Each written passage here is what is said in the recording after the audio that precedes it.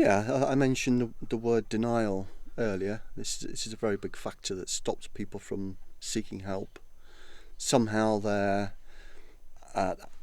addict brains convince them that there's not a problem. As long as other people don't know about it and they function okay and they hide what they're doing, they can convince themselves, or the addict part of their brain convinces them that, yeah, it's all right, there's not a major problem here.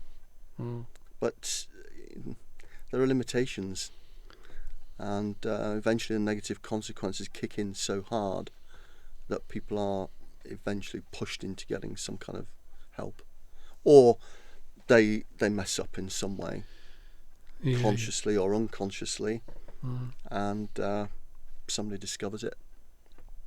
Most of the time it's a partner, but unfortunately sometimes it's also an employer or the police or vigilantes. So sex and porn addiction is a dangerous game for people who are deeply into denial. Absolutely.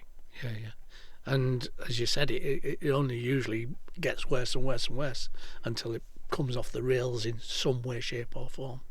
It does. There is an escalating factor, and if we consider that most sex and porn addicts start when they're about 11, 12, the onset of puberty, a curiosity about sex, they find a magazine. Nowadays they'll discover the internet, of course, and it takes off from there. So I'm meeting new clients who are now in their sort of mid to late 30s who have been doing this a long, long time.